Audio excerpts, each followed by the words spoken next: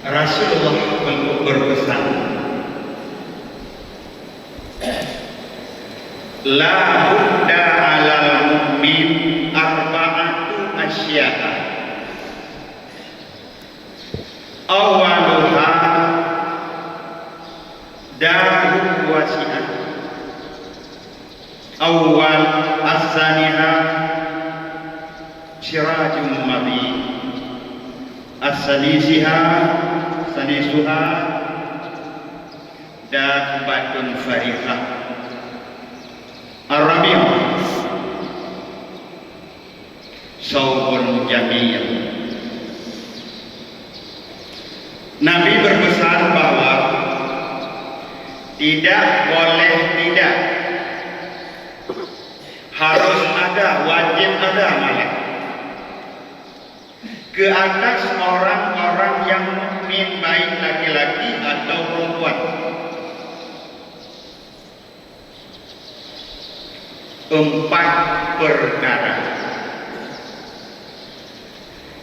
Kalau yang perkaranya bak diri pribadi seseorang mukmin, barulah dikatakan mukmin sejati. Kalau yang empat perkara tersebut tidak kita miliki, atau hana bak bedanya yang kan mukmin yang kamil, kan mukmin yang sempurna, mukmin sedengah dia. Pertama, benar bak bedanya nangrau yang lapang, atau negeri yang luas. Yang kedua, pelita yang gerak. Yang ketiga, kenderaan yang cepat. Yang keempat, pakaian yang cantik.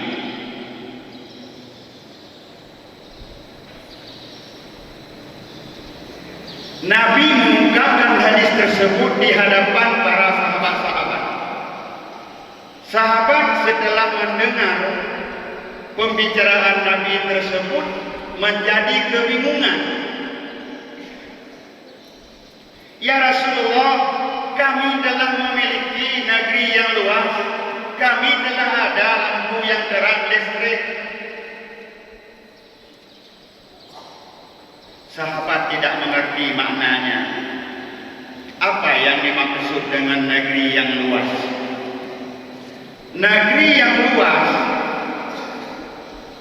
hati yang lapang, hati yang bisa lebih kurang, hati yang selalu tabah, tawakal, sabar, dan hati yang penyantun, yang pemaaf, dan hati yang memiliki sifat-sifat terpuji.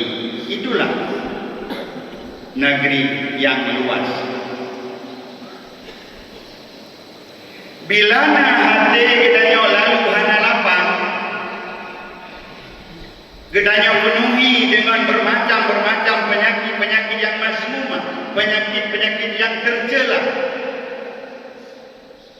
Tambah lagi hati tidak takwa, hati tidak sabar, hati tidak tabah, tidak pengasih, tidak penyayang, tidak penyantun. Itu namanya negeri sempit ataupun hati yang sempit.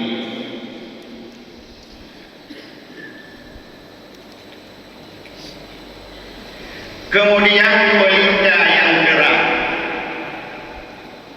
atau lampu yang terang. Sahabat tidak mengetahui. Nabi menjelaskan, tahukah wahai sahabatku semua, yang dimaksud dengan lampu yang terang atau pelita yang terang adalah ilmu agama. Hidup tanpa ilmu bagaikan hidup di dalam gelap gulita. Ilmu yang dimaksud oleh Nabi lain lagi yang maksud bedanya. Ilmu yang maksud bedanya lain. Ilmu yang dimaksud oleh Rasulullah sallallahu alaihi wasallam, ilmu yang orang kami ilmunya Gedanya lebih tahu kepada Allah, gedanya lebih yakin ke akhirat, gedanya lebih takwa kepada Allah Subhanahu wa taala. Itulah ilmu yang dimaksud oleh Nabi, ilmu yang menghampiri diri kita kepada Allah Subhanahu wa taala. Tapi menyona ilmu yang dengan ilmunya menambah berani gedanya dengan Allah, yang dengan ilmunya menambah jauh gedanya dengan Allah, yang dengan ilmunya menambah jauh gedanya dengan akhirat, yang dengan ilmunya menambah cinta gedanya ke dunia. Itu bukan ilmu yang dimaksud oleh Nabi. Para guru-guru, para ustaz-ustaz sering mengatakan kita wajib menuntut ilmu yang bermanfaat. Ilmu yang bermanfaat bukan hanya ilmu agama, tapi yang dimaksud ilmu yang bermanfaat, ilmu agama setelah dituntut dipergunakan atau diamalkan. Itulah yang ilmu bermanfaat. Tidak ada yang pun ilmu yang cukup jaya cukup malim juga. Banyak kayak kenabu, wabi, digok dan sebagainya. Tapi tak buat kan menurut ilmu yang tak ada buat. Yang adalah kan ilmu manfaat. Oh kita letak bulu ikut turban merah budaya ikut. Asalnya ilmu yang tak buat hana ada buat. Nyan hana arti tapu wabi. Tapu hana arti. Cobalah baca di dalam kitab Ihya Ulumuddin. Hana arti tapu. Kemudian yang ketiga, dabatun farihah, kendaraan yang cepat. Nabi menjelaskan bahwa kendaraan yang cepat itu adalah amal yang salih. Amal yang saleh kan berarti sembahyang, puasa, zakat, haji, jamaah subuh mesti ramai, ada jamaah lain tumpuana. Kannya amalan yang saleh, nyo tapi tak mahlo. Amalan yang saleh artinya amalan yang dapat diandalkan di hadapan Allah Subhanahu wa taala. Setelah kedanya berpersembahkan kepada Allah, Allah menerimanya. Lu dah belum mahba Allah, Allah gedung. Itulah yang amalan saleh. Tapi lu dah belum mahba Allah, han gedung. Bahkan kadang tak belum mahba manusia mendang itu gak itu. Yang kan amalan saleh bukan mayang gede. Bukan mayang gede, bukan puasa gede. Bukan zakat gede. Yang kan ada saleh.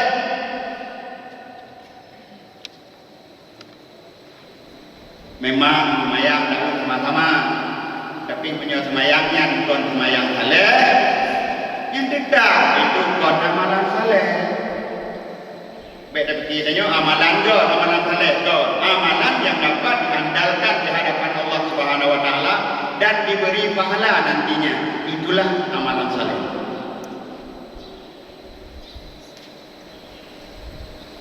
Yang keempat, saubun jamil, pakaian yang cantik. Rasul menjelaskan pakaian yang nak malai, malu. Pertama malu dengan Allah, malu dengan Rasulullah, malu dengan manusia, malu dengan guru-guru, malu dengan teman-teman.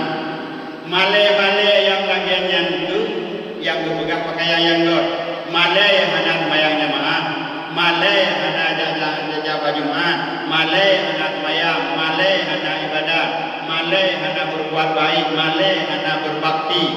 Karena Allah melihat, memantau selalu menyelidiki. Bahkan Allah setiap detik memantau kepadanya, kemana dan di mana kepadanya berada, apa yang kita kerjakan. Lalu datanglah perasaan malu. Kalau saya enggak lakukan pekerjaan ini, malu saya dilihat Allah, malu saya diketahui oleh Rasulullah, malu saya diketahui oleh malaikat. Nyan malai lagi nyan ikut pakaian God. Menyodapuk itu istilah lain. Malu itu bagaikan rem kalau pada kenderaan yang tidak punya rem nanti bisa ditindak, bisa dihukum. Bahkan kalau sudah lengkap semuanya lalu rem tidak ada, tetap dipersoalkan, tetap diproses. Kenderaan yang tak punya rem. Malu pada seseorang itu bagaikan kenderaan punya rem. Orang yang tak punya malu semana kenderaan tak punya rem. Kau yang ijazah, kau yang ini paring itu keju, bapak lupa keju, rangku lewat keju karena rem mana. Urang menyahana malai harta kau juga hartaji, hartaji karena banyak kali. Yang halil dia Tuhan tiga halil, yang harum dia ke halil. Yang dia itu dianggapnya itu hanjir, yang hanjir dianggap kejut. Yang salah dianggap betul, yang betul tidak betul. Nyoban dulu menyahana malai. Yang kecil punya sosok yang kena lipik garet dia, yang berubah bak bengkeji, bak tempat pesantren. InsyaAllah itu garet rem katanya akan Dubai kembali. Bapak Ibu Guru sekalian yang berbahagia, belum ada yaitu 75% yang kita ketahui. Belum ada 75% ilmu yang kita ketahui. Itu jelas. Siapa saja orangnya, termasuk Lolo yang berbahagia.